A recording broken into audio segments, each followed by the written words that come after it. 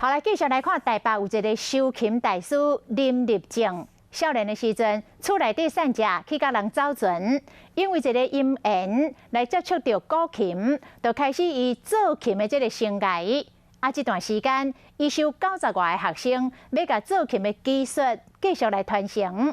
今仔日的看见台湾国宝师傅。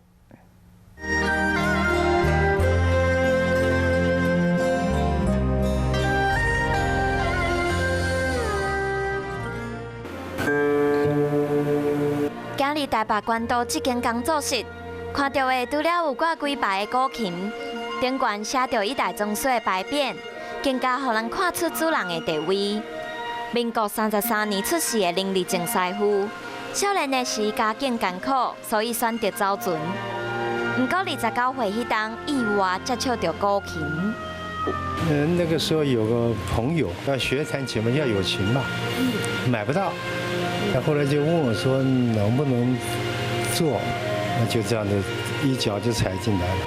有学过木工和油漆，对琴体制作各算熟手，就安尼完成人生的第一个古琴。刷落来开始学功夫和声音。就硬碰硬啊，做好了以后让人家弹，觉得哪里有缺点。老师傅讲，琴要好，必须要用150年以上的木材。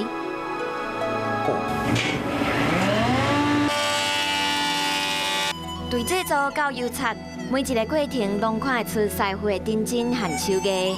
在民国98年，古琴予人指定是台北市传统艺术。林立正师傅嘛是台北市文化资产保存技术保存者。我是年纪渐渐大了，也会觉得说，我们这一代的人其实还是有必要把他身上的功夫留下。这位台湾近代重要的制琴大师，伊嘛要将做琴的功夫继续传承落去。